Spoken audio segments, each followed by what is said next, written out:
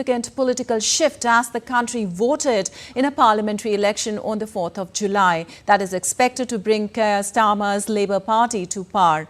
Britain's Labour Party won the first parliamentary constituency, beating the Reform UK candidate into second place in the Houghton and the Sunderland South seat in Northern England, while Nigel Farage's Reform UK party won its first parliamentary seat, with Lee Anderson retaining a seat he had won in 2019 when he was a member of the Conservative Party.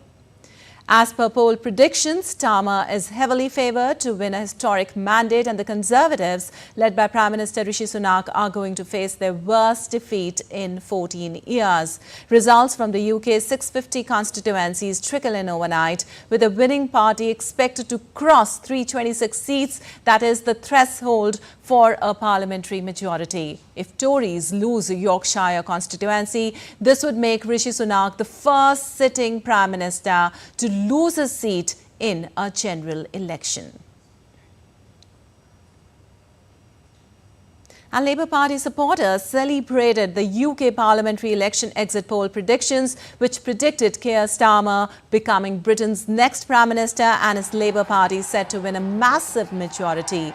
Londoners welcomed the prediction, saying the change would be welcome after 14 years of Conservative rule.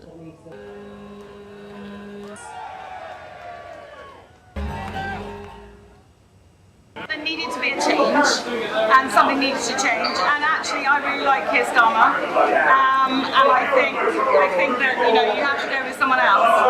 But what I would definitely like is them to have some opposition. So we were just saying that we think probably it might swing back down to sort of 340, 350 for Labour, and then at least there'll be a little bit of opposition there with the Conservatives.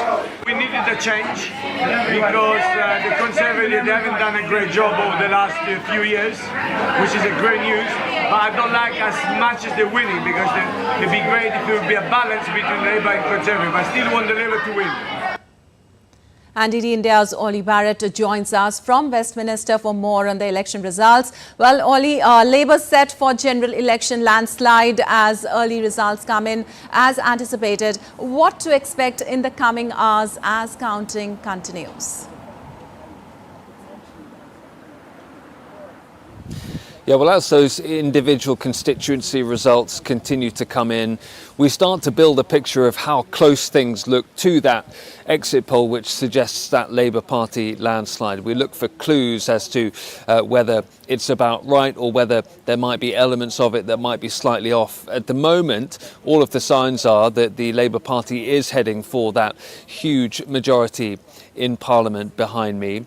And in terms of what that means for the hours ahead, at some point we would expect, therefore, there to be a concession speech perhaps from Rishi Sunak, the current Prime Minister and current leader of the Conservative Party. Perhaps today he will also set out some detail on stepping aside as leader of the Conservatives. But for Labour, we'd expect to hear at some point a victory speech from Keir Starmer. He has just arrived at his count in his local constituency here in London, and then later in the day, as results really continue to come in and the Labour victory is confirmed, at some point he will go to Buckingham Palace, we would expect, to be asked by the King to form a government. Once that has happened, he would travel on Friday to Downing Street, not far behind me, to move into Number 10 and take up the job of UK Prime Minister and do all sorts of things over the coming days, like put together his first cabinet and think about the first legislative programme